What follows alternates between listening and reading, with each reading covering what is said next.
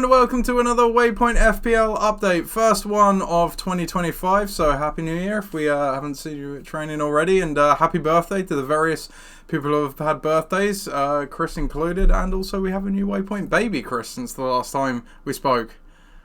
We do. It's happened in 2 weeks. It's all happening. It's all happening. But, yes, with the one thing that we might have expanded the team, or at least the team's family a little bit. But yeah, have we had a game? Absolutely not. No, yeah, that's the one thing we haven't had. Yeah. So next week we hope.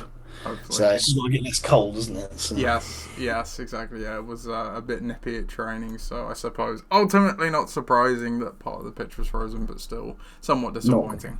No, absolutely. But these fancy Premier League pitches aren't frozen because they've all got under pitch heating. Get on it, Paul. So we'll take a look at what went on in the recent round of Premier League football. Obviously, nothing this weekend because it's FA Cup weekend. So it gives us a nice, easy break to do it on a weekend for once. Our pod, that is.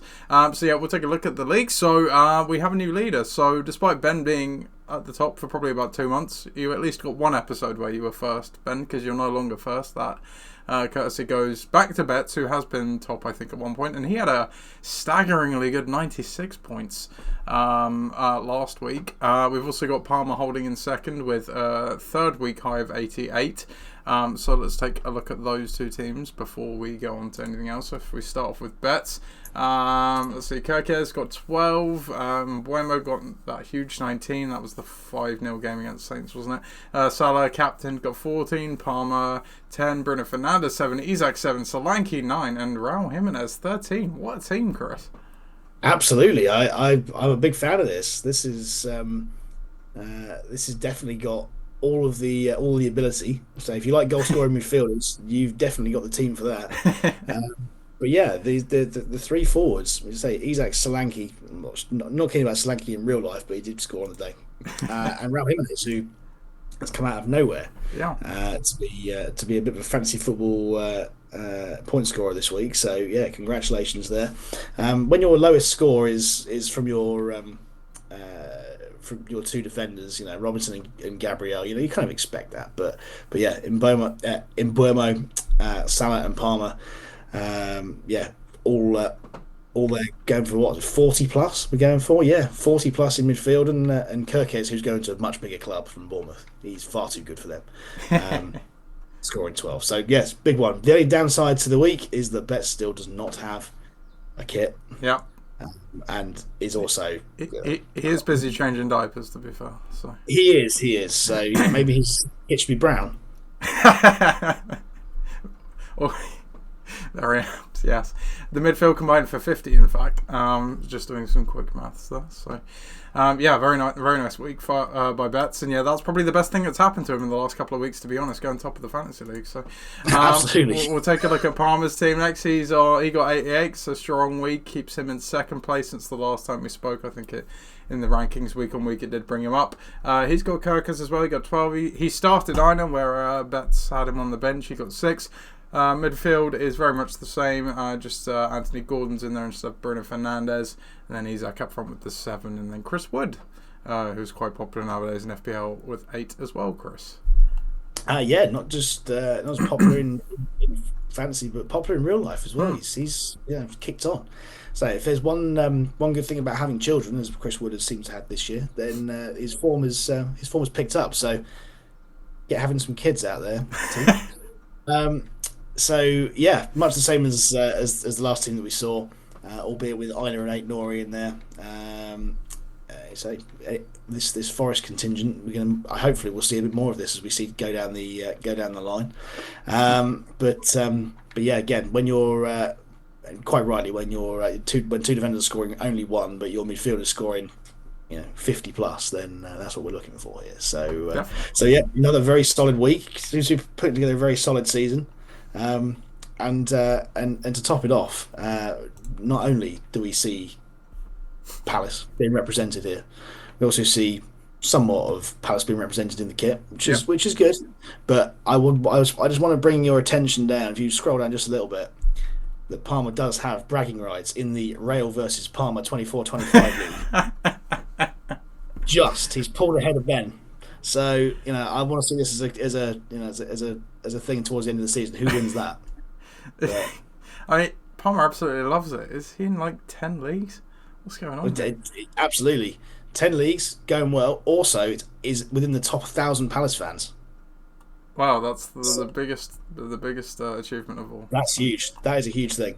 So who knows? Who Who knows? knows where this team may go? Who knows, indeed. Bringing it back to the Waypoint FPL League.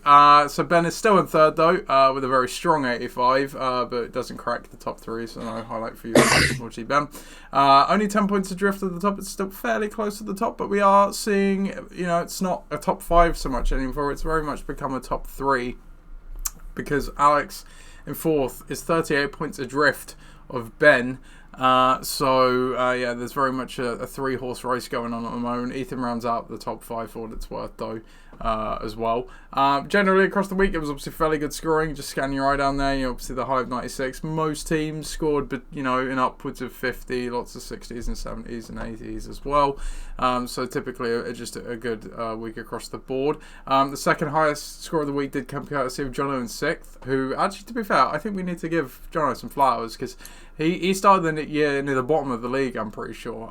He has worked his way all the way up to sixth. It's don't call it a comeback, but so looking at the team, 90 points. Einar again features with 6 again.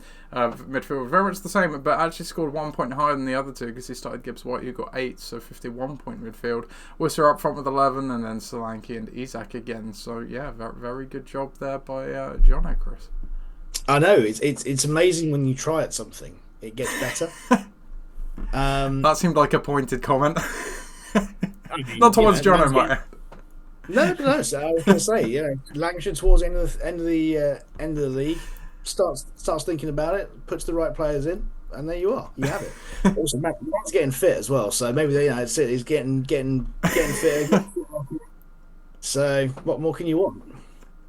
Yeah, fair enough. Yeah, there you go. So looking elsewhere on the table, not too much of interest going on in the bottom half. I will say though, I think last time we spoke, or one of the last times we had a pod, there were sort of groups as we went down the league. It seems very much it's kind of free flowing now. There's not too many, point gaps, if you will, between groups. It's kind of flowing quite freely, or fairly freely at the moment. So still very much what the play for. So that's obviously very good for competitiveness, because it means obviously people can move up and down a fair bit.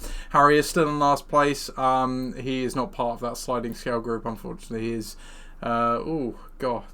nearly 80 points, I think, adrift of Aiden in 23rd, and obviously you can see Aiden's 40 adrift of Mike there, and Mike's about 70 adrift of Brett. So there's a clear bottom three, shall we say, and they are all fairly set in the levels they are at. But the lowest score of the week, Chris, did not come from any of those people. The lowest score of the week came from Owen, who scored 40 points, which in some weeks it can be around the highest score, but in this week it's one of the lower ones. He's in 16th. Let's take a look at his team. So he's got a defense. No, don't worry. So he got 14 from Salah, who he captained. He got 7 from Gordon, 7 from Isak, and that's pretty much where it ends, Chris. I respect Ismail Assar being played in this team, but again, the appropriateness of it, possibly not. It tells you a lot about the character of the man when you play a back five. Just defense first, even in fantasy football. He's committed. He's committed. Certainly committed. He's committed to not only the trying to hold down the shot, but also committed to the tactics of the team as well. So all I can say is, perhaps you might want to have slightly fewer defenders in the next game. But the bench didn't really have a lot to go by there. Obviously, Cunha's banned, Bowen is injured, and yes, Morgan Rogers scored nothing as well. So, and possibly was injured too. But similarly, I think you might need to have a bit of a rethink here. Yeah, there's not a lot of star power really behind Salah and Alexander-Arnold. Really. Is there? Yeah, it's not really. When you can say that your reserve keeper was probably your only way of scoring extra points, not the ideal. And he would have been the third highest scorer if you count Isak and Gordon doing tied second, which again, not the best of places to be on a week. Absolutely not. Absolutely not. But say he's still number one in two leagues that he's got. So yep. All I will say is whoever those people are below him need to have a bit of a think. So that's it for another Waypoint FPL update. So yeah, obviously we won't be back next week because I presume there's obviously no midweek Premier League or anything like that with the FA Cup and whatnot. But we'll obviously be back at some point. So yeah, goodbye from me. As always, I will give you the final word though, Chris. So what we got next week? So bit of housekeeping. We have the national trophy game, or at least we're supposed to, on next Saturday at a 1:30 kickoff. It's going to be 1 or 1:30. I can't remember exactly what it is. But anyway, slightly later kickoff. So we'll put the poll out for training tomorrow, that Monday, and then put the poll out for the game Tuesday. Now, this week was all very well. A lot of people put their vote in for the poll for the match on Tuesday, Wednesday. But please don't leave your vote until Thursday evening late or early on Friday, because it causes some selection issues we'd rather not have. So if you're able to do that and you feel as though you're fit enough to play, please can you do it by Friday morning, 8 a.m. at the absolute latest, please. Other than that, yeah, be good to see you training on Thursday 9 o'clock, as usual at Cams.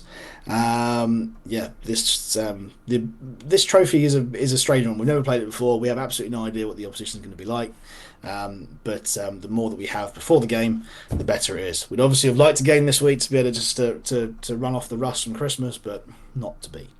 We're also playing at Wilden School as well. So Wilden's, those of you that were there, we played KCC, a pre-season friendly, way back when in August. At that pitch. So yeah, it won't be at Cams and it won't be at Deer Park. But it will be at Wilden. Other than that, have yourself a good week. Yeah, anything else that you need, anything else you need, or anything else you want to discuss on the chat, stick it on there. But otherwise, we'll see you on Thursday.